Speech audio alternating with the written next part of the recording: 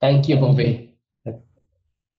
And to my fellow panelists, if you go on mute, then I won't have an echo coming back. Thank you. Okay, I think we should kick this off. We will have a packed hour, interesting dialogue and conversations with the panel. So hi and welcome. We're back from the Applied Innovation Exchange in San Francisco. My name is Andreas, and I will be your host today. Today's theme is raising the bar on AI in customer experience. And we have such an inspiring and dynamic panel for you to listen to and engage with today. And I really encourage you to fire away any questions that you may have in the Q&A function. We'll turn to those questions toward the end. Today's event, as Bobby already announced, is being recorded and will post the video online post-event. Before I introduce the panelists, just some words about today's theme. AI in customer experience. Obviously, two of the most critical, relevant themes today in the digital landscape. Capgemini's Research Institute released a new study, a new report not long ago on the topic of AI in customer experience. And what we found is that AI is indeed finding its way into every aspect of business, of course, including one of the most important success factors today, that of customer experience. We found that 67% of customers trust personalized recommendations and suggestions provided by machine learning enabled interactions. And close to half of customers, some 46%, find AI enabled interactions to be trustworthy. And that's compared with 30% in 2018. So trust is coming up, and adoption is increasing. We're obviously also past the notion of considering AI only as an extension of analytics and insights or business intelligence. Smart, context-aware, human-like conversational systems can drive customer acquisitions, loyalty, service, and conversion. We're even seeing new platforms that apply creativity and imagination to create original content, scaling hyper-personalization, segment of one. So meanwhile, there is also this dynamic debate and discussion regarding ethics, trust, maintaining that level of trust that your brand has struggled or fought and achieved to get. So how do you protect that?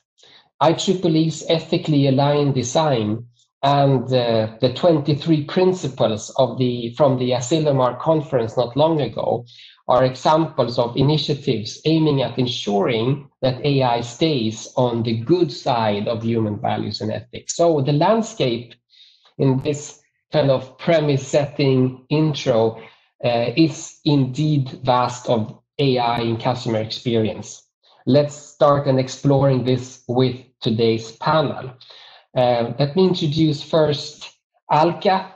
Alka Roy is founder of the Responsible Innovation Project and guest lecturer on responsible innovation and AI at UC Berkeley. And she serves on several open source and industry machine learning and AI, data science, and trusted AI committees.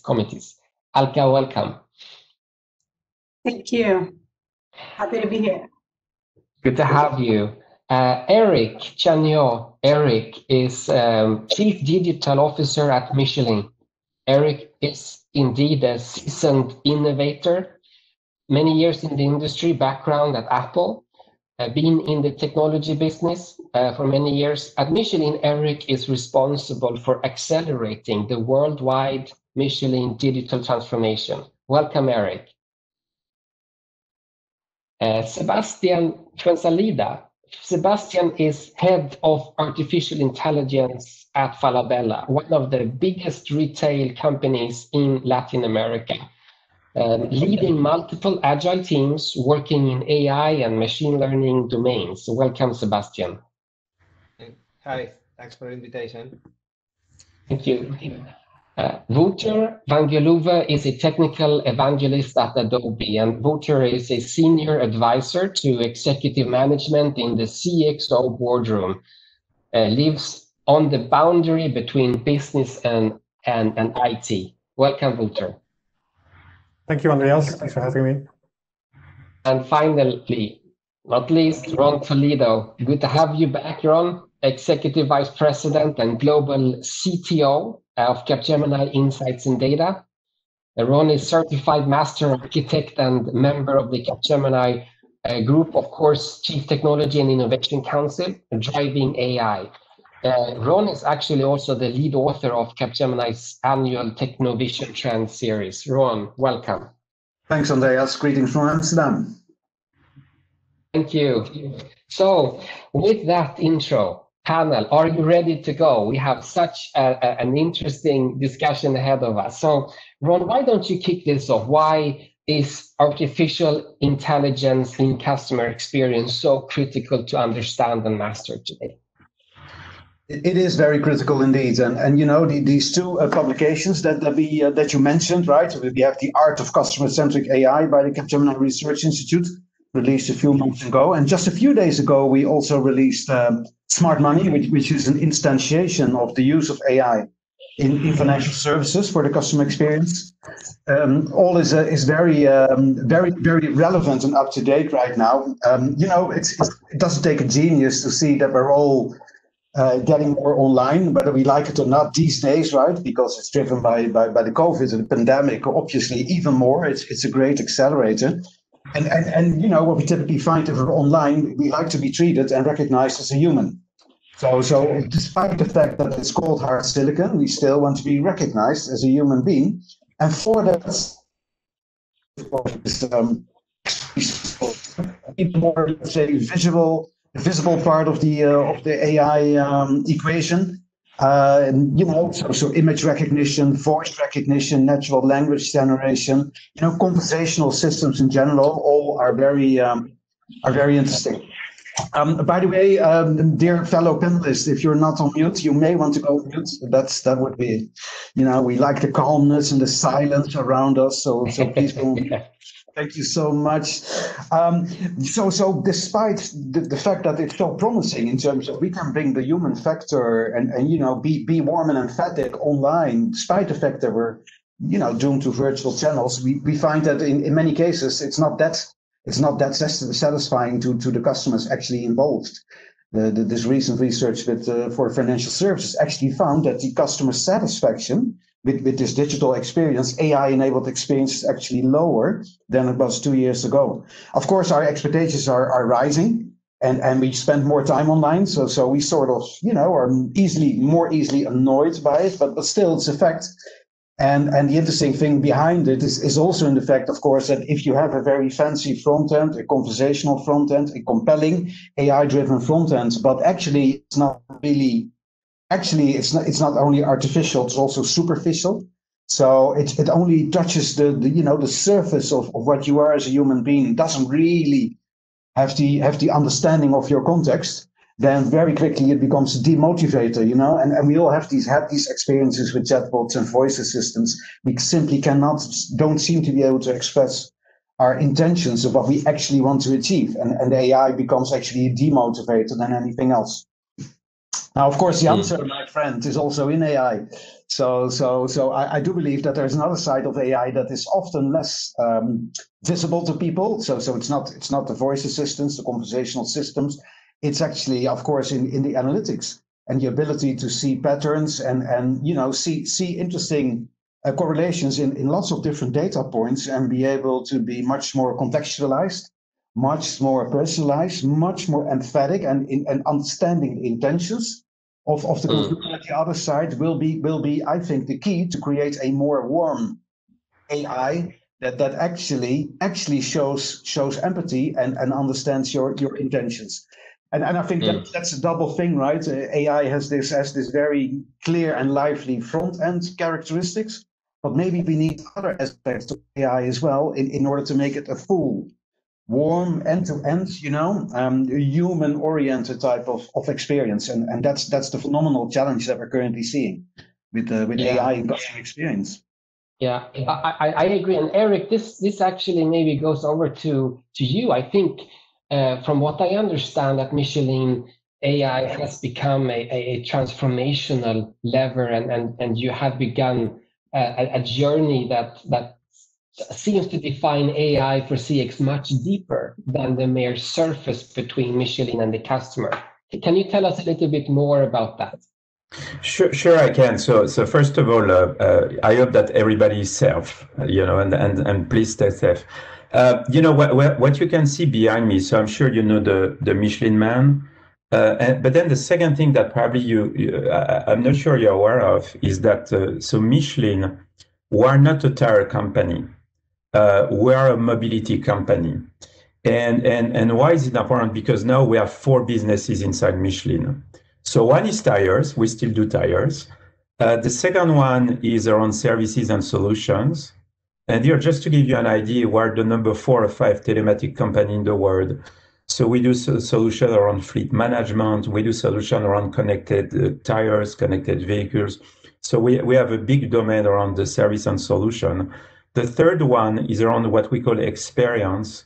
And experience is all about, the Michelin restaurants, the traveling, the chef. And very often some people, they ask me if the Michelin guides belong to Michelin. And I say, it's in the name of the guides. And the last one is what we call high-tech materials. And high-tech materials inside a tire, on average, you have 220 components. And these components in nature, they are not meant to stick together. While you want them to stick together when they are in the tires of your car, airplane, motorcycle. So we have a lot of expertise on chemicals, 3D metallic printing, et cetera, et cetera. But when you think about these 4 businesses and the way we look at these 4 businesses, we're convinced that's the only way to connect them is with data, digital platform, and AI. So AI for us should enable really the whole connection between everything that Michelin is doing. And in order to do that, so we created something that we call the AI Transformation Factory. And the reason for that is that we're convinced that there is really 2 sides of AI. So there is one side, which is the technological side. And I will argue, and Ron, I hope you agree, that it's the easy side. And then there is the transformation. How are we going to change the way manufacturing is working, R&D is working, supply chain is working, consumer engagement is working. And this is where most of the challenges are coming from. So when we take a look at AI for us, it's really at the heart of the digital transformation of Michelin, and it's at the heart of everything that we're doing. So now let me give you one example of what we do. So we acquired the number 1 e-commerce company in UK, and it's called Black Circle. And we use AI to personalize, the selection that you will make on tires. And the way we do that, we use AI technology, but you will give us your car, the way you drive, and we're going to personalize the recommendation. We're going to give you the 3 tires that, that other consumers like you, selected for this kind of car. And just to give you an idea, by using AI technology, our conversion rate is around 9%. And 9% is not as good as Amazon, but as Sebastian could tell, it's good, in terms of conversion rate, right? So yeah, so we start to use AI everywhere, but also, on the engagement that we have with consumers. I think this is a really interesting perspective already now identified where AI and customer experience doesn't necessarily only limit itself to that surface between the consumer or customer and the brand, but indeed it starts already in R&D, in manufacturing, continues into supply chain and so forth, all kind of building up what at the end of the day becomes customer experience. It seems to me that that's kind of the pathway you're on, Eric. Is that correct? Yeah, absolutely right. And we work in many areas, and everything is connected to what we do for customers. Another area is that we use AI on the forecast, and we use that specifically, during COVID-19. And you're right, Andreas. The translation of that is that the tires, they are available where our customers and when they would like to buy this kind of tires. So we really try to connect, the whole value chain at Michelin with a common goal, better serve our customers and better serve our employees. But yes, everything is connected, just to make a long story short. Thank you, Eric. Sebastian, over to you. I think your background from one of the largest retailers in the world, and knowing you have deep and vast experience in conversational AI, from a retailer perspective, what are some of the success factors you have identified, and how do you avoid potential pitfalls in this area? Now, I think that chatbots are conversational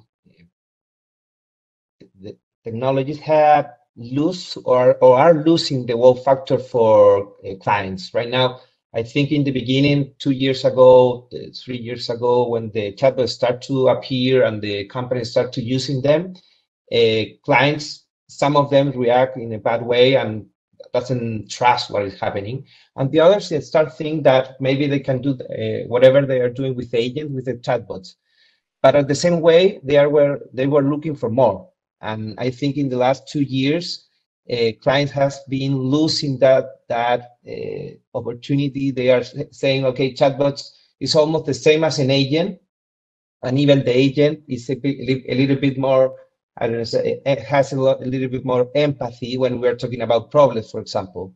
So I think the next step, or what we need right now, is that chatbots has to become a partner. Right now, it's like a helper. It's like the representation of an agent, but we need someone that knows us, has know our context, know the customer context. Right now, we have all the data. All the companies right now or are getting the data or have them right now, and they know what is happening when the clients have problems, what they have bought in the last month. And in that way, chatbots are just the main entrance for us to interact with them. But what we really need is a backend, is data and process that can help chatbots become that real partner that the clients right now needs. If I start talking with a chatbot in Falabella or any kind of company, and I have a delivery that is haven't yet get to my house, for example, it has to know it. It has to be predict that I'm going to ask for that, and I don't need to ask. It should be offering me in the same moment I handle it what happened to you right now. So I think that we need to go a little bit deeper. I don't think that chatbots are a problem right now. The technology is here and it's evolving. We are seeing a lot of upgrades right now. But what companies have to evolve is that include new information and new process that chatbots could exploit and offer that to clients. So in that way, I think clients right now think about chatbot as I want the chatbot like to be like an agent, an empathy, trust, and understand me. But on the other side, I need a machine, something that can give me better options, faster options, and can handle my problem right now, instantly. So I don't have to say my size.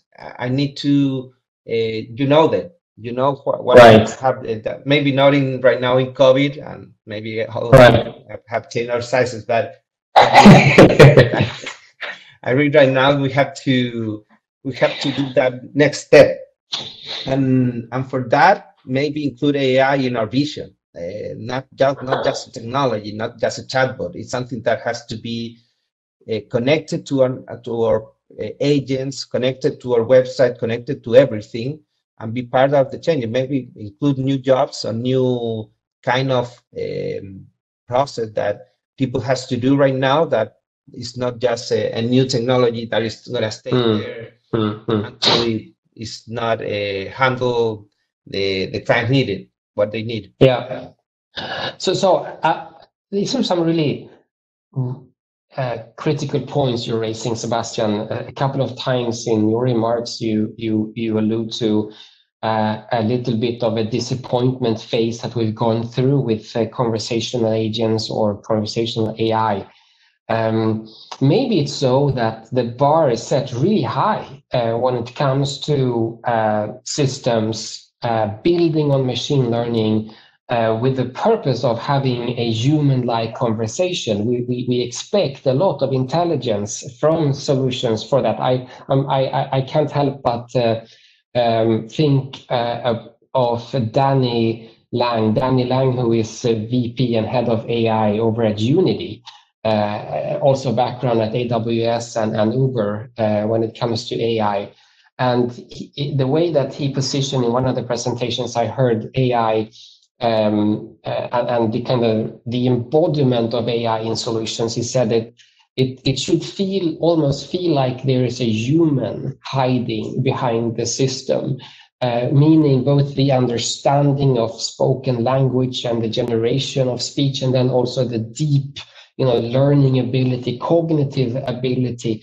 That's actually, maybe setting that bar high, where we expect a lot of things when we engage with an automated kind of service, as if we are speaking to or engaging with a human being. What's your view on that, Sebastian? Are they getting any better? What are we heading into when it comes to these conversational AI solutions moving forward? Like you say, it has to be like a person is there, but right now probably we need that person and probably for a couple of years, maybe less. That depends on the technology is evolving, but right now clients need to know or needs to feel that someone is there, and even if the chatbot is not the real solution, doesn't get them too well, there's someone that could help them, even if they are probably asked the same, are getting the same information. They need to trust, they need to handle that, knows that someone is there for them. I think technology is going there, and I don't think that is going to stop until it's almost like a human right now. But until then, I think that chatbots, conversational commerce, whatever we offer to the clients, needs to have a person behind them to handle whatever is the client, not even when the conversation is difficult, just when they need that. And they need to know that there's an opportunity to talk to someone that is going to at least hear their problem. Probably not going to get the solution that they need. I think right now we are getting the same, bar, like you say, the bar that an agent has right now. If the agent can handle the problem, the chatbot could be maybe he's not getting to. So at the end, we have to be sure that someone is handling that situation and offering the client something that the chatbot right now doesn't have, or not that good. That is empathy, sympathy, and say, okay, I'm going to handle by myself. That sounds. I think that phrase is something that clients love right now. Me, I'm going to call you tomorrow, in a week, and handle the situation. Alka, I am first of all, participants. I am personally proud and thrilled, excited to have you on the panel. You are indeed a recognized thought leader in this field. And I can't imagine when you hear these introductory remarks from the panel, and with your experience spanning across so many of these domains, that I don't know if I should even try and articulate the question, because I think I'll just leave this to you. What are your reflections so far in this? I mean, you have experience in leading edge UX in gaming, your wireless context, AI and machine learning, customer experience. You can, bring so many insights to this conversation. So please go ahead and enlighten us in this. Thank you for that kind introduction. Can you hear me okay? Yeah, yes. All right, great. Well, I have actually been pleasantly surprised and enjoying hearing Ron, you, Eric, and Sebastian talk about it. And, I really wanted to add things because everyone is bringing up, is being very real, in this conversation. They're really talking, using their words and trying to kind of do the right thing. And I think, customer service, as you mentioned, I'm working on responsible AI, responsible innovation for some time, but I have for over 5 years done building conversational AI solutions for enterprise. And we did it like before it was trendy. So we did it under the radar and we made a lot of mistakes. And one of the reasons I am working on responsible innovation is because I see a lot of good people, smart people make short-sighted decisions when they look at metrics in a different way, when they look at the problem in a different way. So one of the things that I did for myself or our leadership that helped, or even my team, because when I had the UX team, engineering team, and you and I were talking about it, Andres, they don't listen to whatever, even if I am, they're my team, they're reporting to me, they're not going to do what I ask them to do. They have their own minds, that just like that, customers are intelligent people. They have their own minds. So when we bring a product to them or when we call something customer service, the thing that I think is important to do is to lead with trust and delight. So one of the things the reason I left my innovation job is to experiment and see if I could help this ecosystem kind of get a grip on the shiny things that come up, that we keep chasing a technology for, as you mentioned, we want to be able to. So let me take one thing at a time, because I think I have a lot of ideas. So one of the things that from a framework, what I lead with is, how do you bring trust and delight to a product? How do you bring dependability and inclusivity to it? How do you make it open and safe? And of course, behind that, you have time and cost. No one's talked about it here, but as you know, customer service, customer care, usually that group in organizations is seen as a kind of cost of doing business. It's not where innovation happens. But if you really think about it, they have the pulse of the customers. They have our customers, or the people, I like to call the people who use our stuff. They have them in their most vulnerable moments, when they're having a problem, when they can't understand something, when they're struggling, when they're having a billing issue, something maybe not even, or they're trying to discover and understand your product. Like when Eric mentioned the tires are safety. If my tire goes off in the middle while I'm driving, I think of it as safety. And when I have a problem and I go to a shop to say, which tire should I pick? I want to pick the, tire that's going to be good, cost effective, but also keep me safe on the road. That's very, very important to me, right? So to me, it's not even just motion, it's safety. It's motion with safety. And so those kinds of things, that bringing that into our language, you mentioned IEEE's aligned, design, ethically aligned design, and you mentioned the other principles. One of the challenges I saw with those principles, they're wonderful, by the way.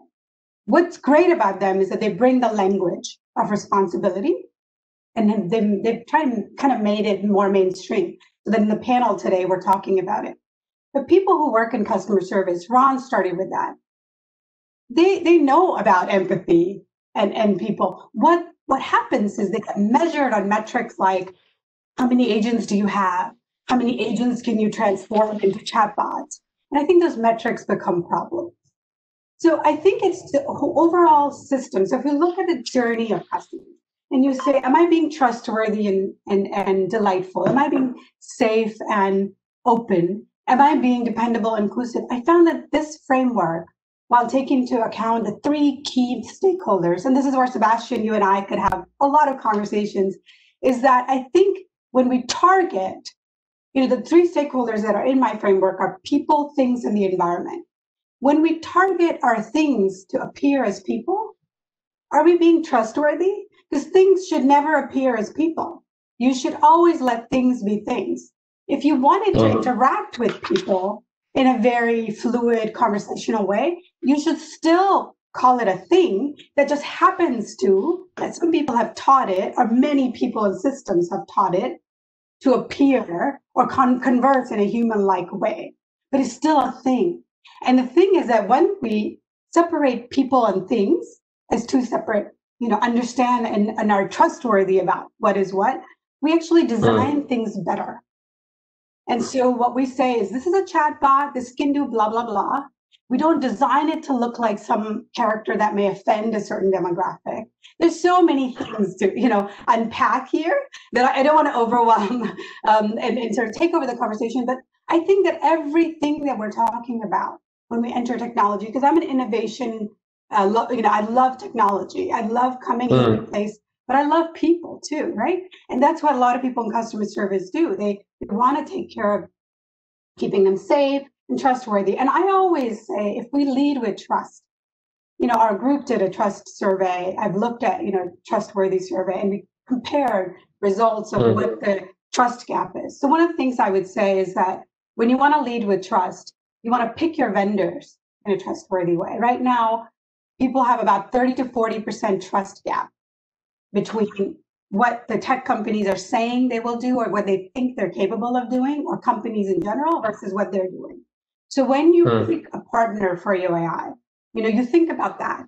So you can build the same technology in a different way. Those examples are there. So when you pick the partner for a vendor, how you would do search, how you design it, they can all be in a trustworthy way. If you put people first, if you separate humans and things and your environment impact, and when you're honest that you're in it to make money, all customers know that.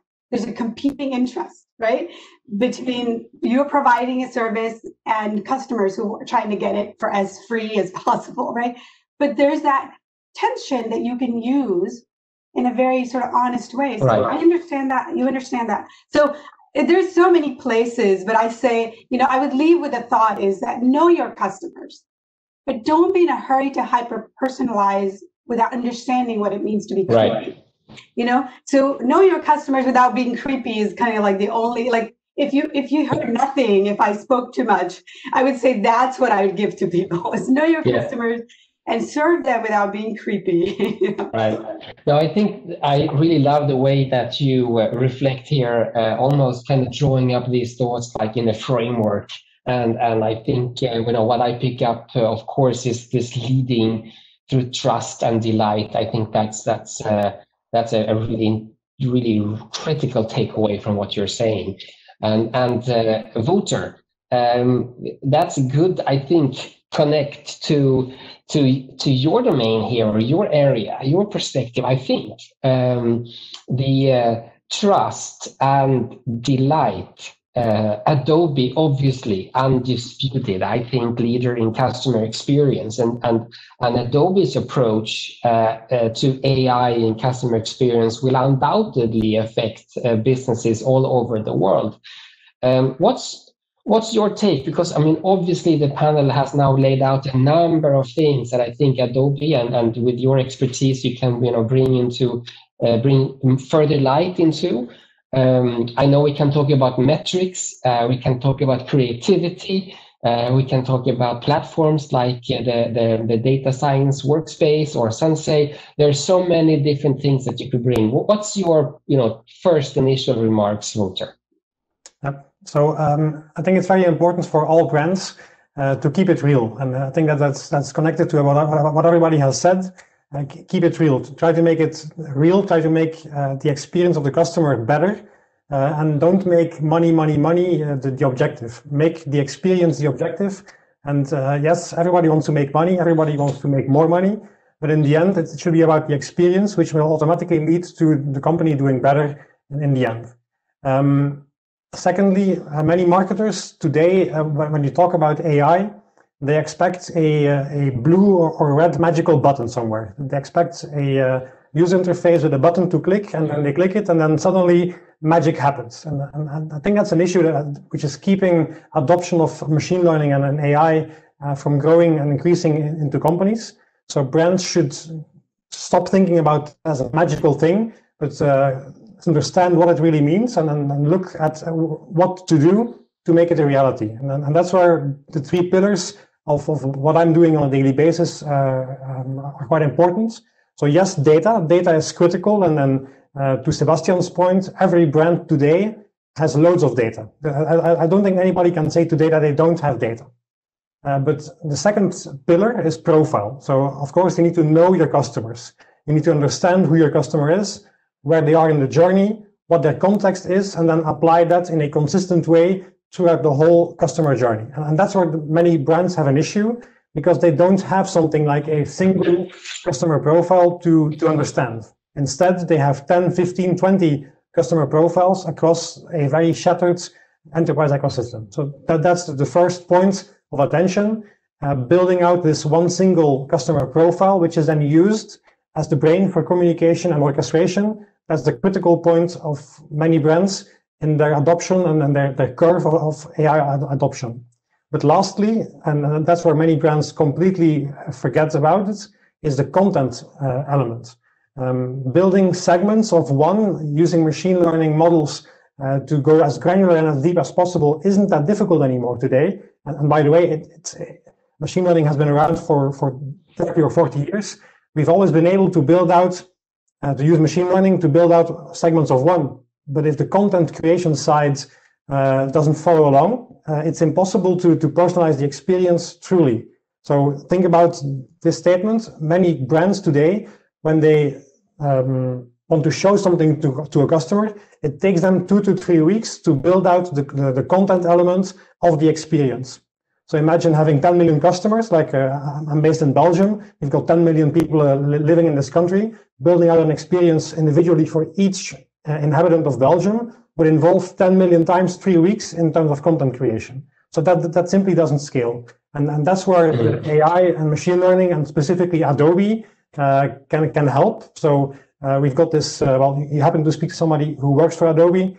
We've got this gigantic legacy in content creation, and basically every image, every video that you see in the world has been created using our technology. And that's part of the business. The content part is now coming closer and closer to the data side of the company. And at this moment, they are merging into one single environment, which is Adobe Experience Platform, the tool that is used to eventually build out everything. And in that process, we are mapping things together in one language. And that's really where I think our expertise is extremely useful for brands today. Mapping everything into one single language, speaking the same experience language across any solution. That's where brands need to focus on. And that's specifically where Adobe can help. Amazing. I can't help. I mean, I think this is really exciting. I mean, I can almost see like this is going to sound really nerdy, but two galaxies, two universes are kind of merging together. We have this whole creative, imagination-driven everything that we see, which is beautiful around us in design, almost all of it, you know, Adobe technology driven, generated context, beautiful design. And then we have the machine learning and the data science part of this, everything now coming together and driving this hyper personalization at scale. So are you saying that we could even imagine that the brand could potentially look and feel differently depending on me as a consumer, and just in real time change the way it's experienced? Is that what you're saying? That is what I'm saying. So definitely the intention is to merge those worlds completely. And for instance, to make this very, very practical, very real, if you take a Photoshop document with multiple layers, each layer can represent a different kind of creative, different kind of visual element. And then if you're looking at the same asset and I'm looking at the same asset, at that moment we will potentially each see something different, dynamically, on the fly, and in real time. And that's really the end goal.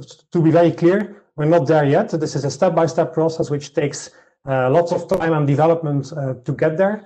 But it starts with having a single foundation for data, profile, and content. And then from there, we will grow step-by-step into the future, making this a reality. Thank you, Wouter. Eric, I'm going to turn this back to you.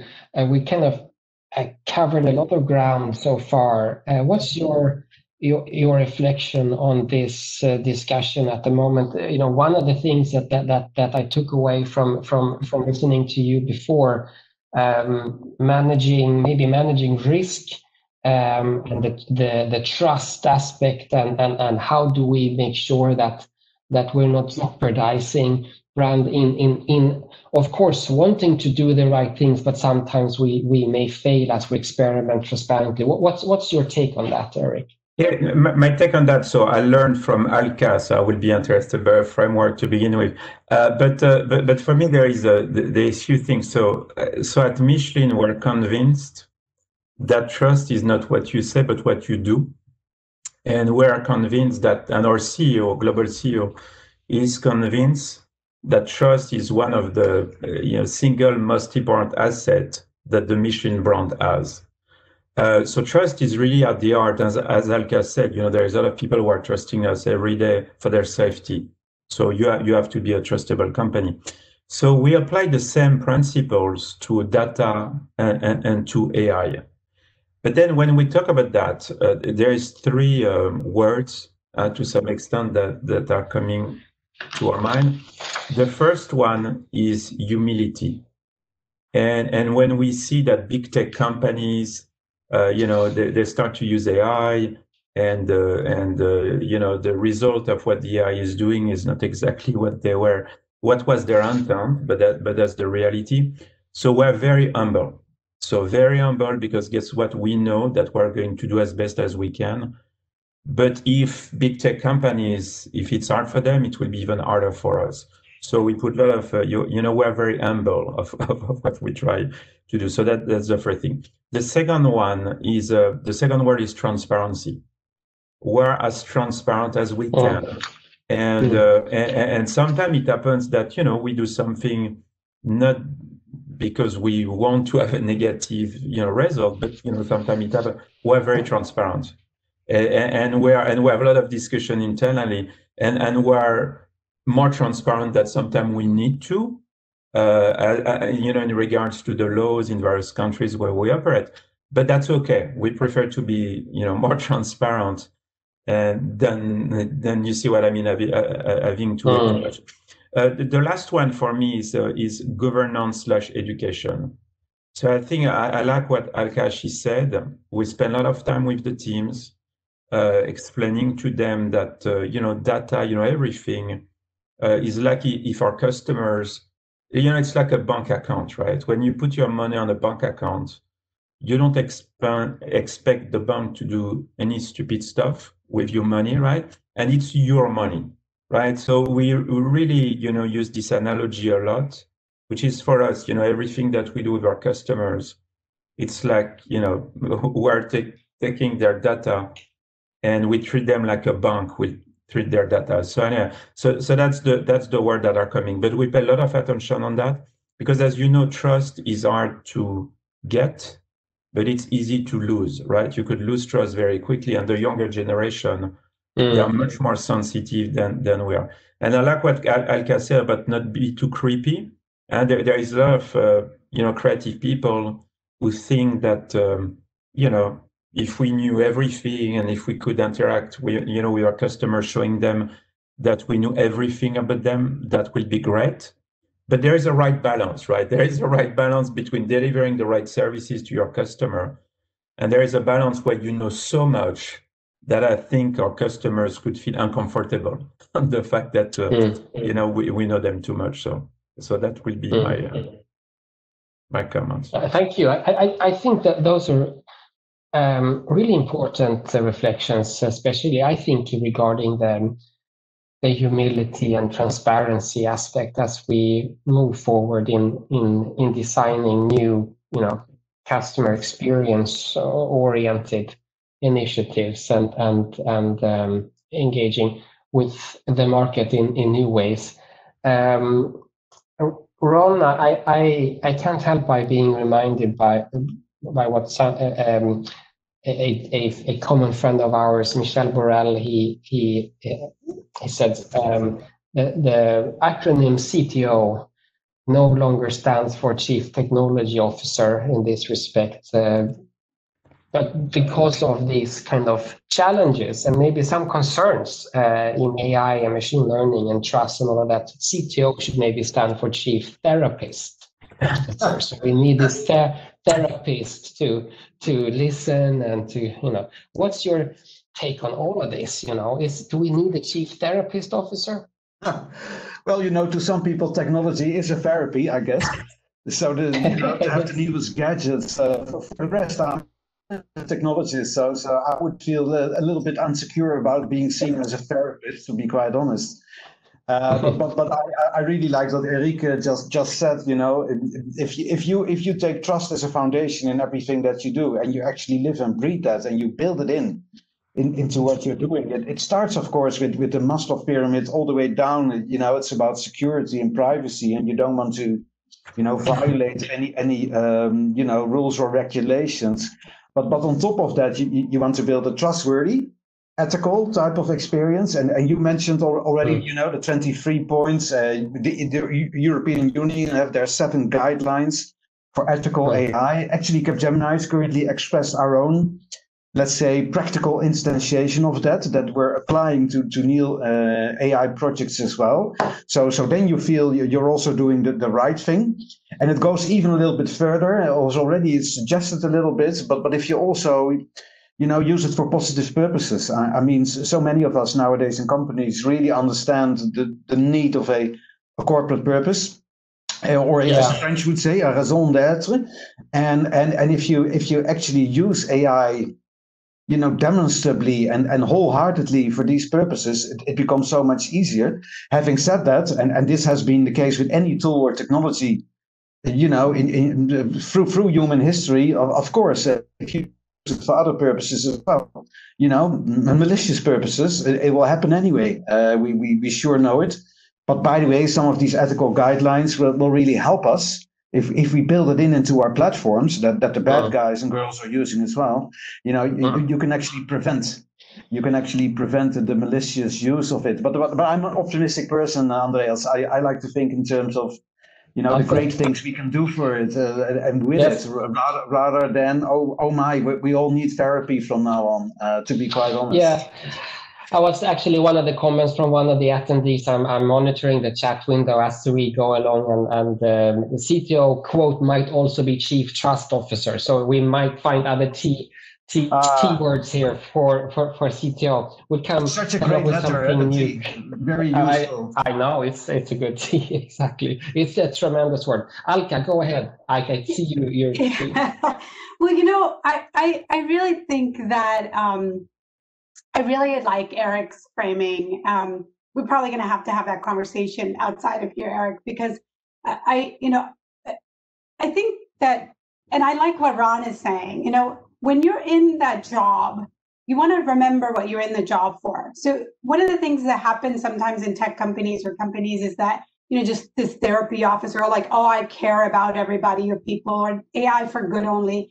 But those are, people can see through that. That's not true. You're not in it for AI for good. Otherwise, you would be not running this company. You'd be doing something else.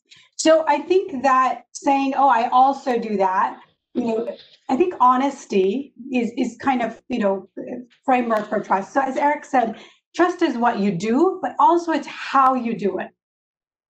So like you can provide transparency, but if I don't give you transparency with options, and so I look at always practical ways of how are you designing this that aligns with your business model, your values. If you need to go change your values, change your values. But once you establish them, kind of try to first stay in that lane. And so say, for example, you're being transparent to people with a lot of data. So let me give you an example. You know how you go on a site and it tells you 5 pages of things that it's going to do to your data if you use that site? And it says, click OK, for all, and you're like, no, that's a lie. I just want to get this data. Well, that's not transparency with options or honesty, really. It's just like CYA, right? And you can translate that. So it's basically you're covering yourself, right? You're covering, and you're doing it for like sort of liability kind of reasons. And we should talk about that here too. One of the things. Alka, just one question on just this particular stream of thought here. Why do you think it is that in this particular domain, AI, and maybe AI for CX, and not so much in other domains that could potentially be equally important in this context, why is it that trust and ethics becomes a focal point for the conversation and not in supply chain or CRM? Or, what's up with all of this AI, machine learning plus ethics? What's your point on that? So I think that's a really important point. And this is why, I held that panel, Responsible AI, with a question mark. And the effort that I started is called Responsible Innovation Project. Because what Eric and Ron are talking about, and Sebastian and Wouter in some ways, and you're asking, is that we don't just become a different set of people when we work on AI. We're the same set of people. This is nothing new. Like, my framework is nothing new. We're not talking about rocket science. This has been a struggle for people and business and companies for a long time. It was called corporate social responsibility. It was called trust, etc. What changes with AI? What sort of changes is that now we're building this, right, into our systems, or it is reflecting back, our biases in language and our untrustworthiness. It's reflecting back at us, and it's hard to swallow. It's like when your kid repeats back what you said. You say to them, "Don't lie," and then they say, "Hey, you just lied to Aunt whatever about this thing," and you're like, so are you a liar, Mom or Dad?" And so what happens is when they reflect it back at you, now you have to do something about it. And I think, and really, to be honest, AI has been around for a long time, as Wouter said, right? This sort of wokeness just happened a few years ago, and people were talking about accountability for a long time. So, I also am more of a technologist. I'm sort of taking this break to help us think about innovation in a mindful way. But at the end of the day, I think being smart about innovation and AI may come down, because I'm looking at, one of the papers I wrote was how do you operationalize AI practices? It really comes down to code of conduct, code of ethics, but good engineering practices. Are we actually implementing them, and how do they evolve with AI, right? And so I think customer service has such a great opportunity, by the way. I think it's one of the places, like testers, it's the least celebrated group and lowest funded, I think, in an organization. I think this area could really do with some innovation and some TLC, some tender loving care, because exactly, I agree. You care about this organization. You will innovate in a mindful way, trust way. But really, I would just encourage everybody who's listening, who's building this solution, who's thinking about this, to reframe this for their leadership. And Ron, you might represent that. And so it's kind of like, whether you want to call it a chief technology, chief trust, whatever you want to call it, right? Reframe it, say, fund this thing, measure it the right way, right? And measure it with people first, and just be honest about what you can give, right? Yes, we lie about that stuff, or we're not going to lie about that because that's not our business model. I think we're going to come out further ahead. So I don't know if I answered your question, but I just really think. No, I think you did. I think that's precisely the intent of the company. I see your comment also, Eric. The magnifier of the company's intents is really what's at stake here, and being transparent and trustworthy and being who you are also in this respect. So that's extremely interesting. My comment now, we are coming close again to top of the hour. I don't understand how fast these things just fly by. We have a few minutes. I want to make sure that all of you in the panel, you get 1 minute each to kind of summarize your reflections, AI for CX, and maybe the key takeaways that you'd like to kind of frame. And Wouter, why don't we start with you in summarizing AI for CX from your perspective? Yeah, so from my perspective, AI for CX requires data profile content, as I said before. Brands should move away from an acquisition focus. So acquisition, sell has been the main focus of many brands. That should move forward to retention and actually to taking away the friction in the customer experience, which is a much more sensible way of applying AI to understand where things go wrong or where things can be better. And lastly, everything should be done with a privacy by design aspect. So consent, data governance, etc. need to be implemented. It's an implementation thing, but the platform you choose to eventually operate your experiences from needs to have this privacy by design concept, needs to collect consent, and needs to automatically enforce it throughout the whole ecosystem. Otherwise, you're simply taking a risk of losing the trust of your customers.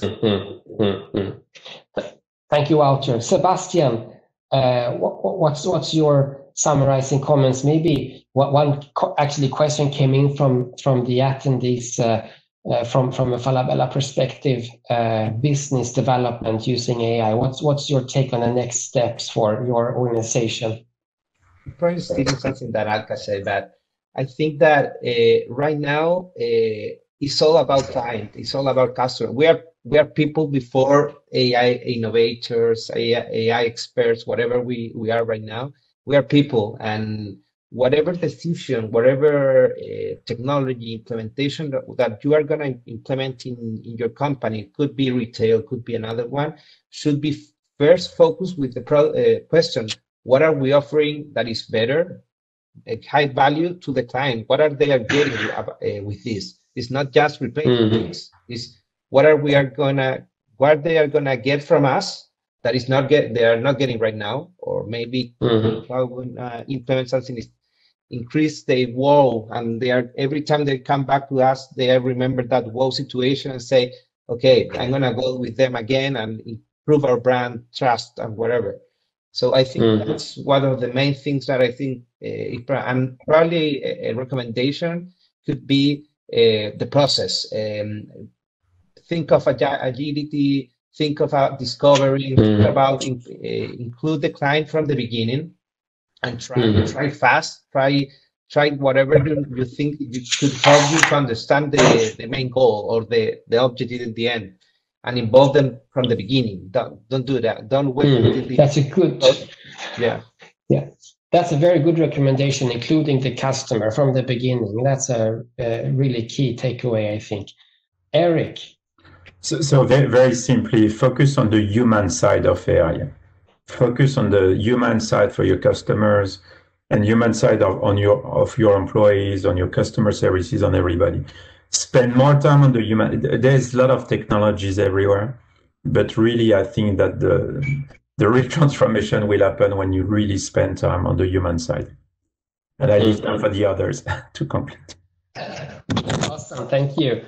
That's where we need to start, of course, on human side. Alka, your minute. I think a lot has been said here. One thing I do want to say is that I think I'm excited about, I would like to see more innovation happen in customer service, which is mindful innovation.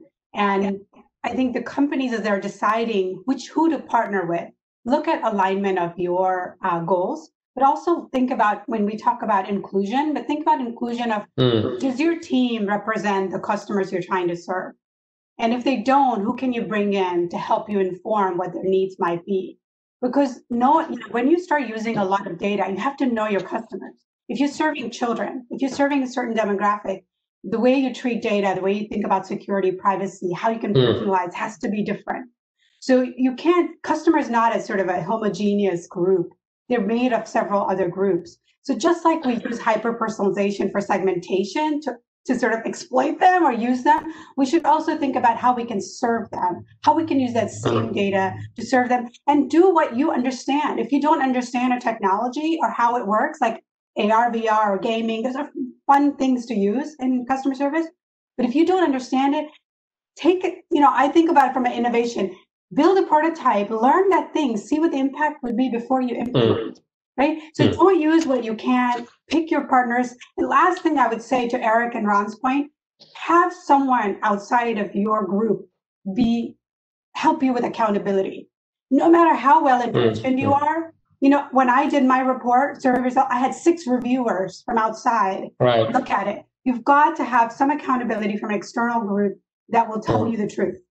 and be honest, even behind the closed door. I call it the confessional. Right. I give a confessional to CEO. I will not out you, but you have to be able to hear the truth to be able to serve your customers well. So thank you for organizing this, and thank you, Alka. Yeah. Thank you so much. Ron, your final remarks and conclusion. I know we are past the hour, but I have 4 short recommendations that are also in the report. The Art of Customers. I download it all, but there are 4 recommendations and they're very recognizable. You need to start to have the proper technology and data platforms and capabilities underneath, because you need that. Obviously, you need to bring it up to par. Secondly, you need to understand the role of the human versus the AI, and so very much also to Eric's point. So crucial. Then you need to create positive AI experiences, ethical AI experiences, because that will create the trust with the consumers. And then finally, this is the real quest. You need to, create more context-aware, more intention-driven type of customer experiences with really deeper usage of AI underneath, so that they become seamless and not annoying. And in the end, Andreas, with so many innovations, in the end, the ideal customer experience is no experience, because it just happens and it feels like magic. And that's where we're moving towards, hopefully. I think that's a great way to end this. It's magical, and I'd say trust and delight are leading keywords from this discussion. Ron, thank you so much for participating. Alka, it's been a pleasure meeting you again. And Eric, thank you for your contributions and sharing from Michelin. And Sebastian, from your perspective, thank you so much for sharing. And Walter from Adobe, you've been a tremendous panel. I thoroughly appreciated all of your reflections. And to all of the participants, attendees listening in, thank you so much for tuning in. I hope you've been able to capture some of these thoughts and that they're helpful for you as you progress your customer experience journey. This is from Capgemini Applied Innovation Exchange in San Francisco. And I'll go ahead and just real quick share my screen as an ending to this. Join our LinkedIn event. It will be on November 19th. We have an interesting panel for you as well. 2 professors know, scaling innovation, how to reap the benefit of big ideas. So with that, to panelists and to attendees, thank you very much and see you soon again. Thank you. Bye.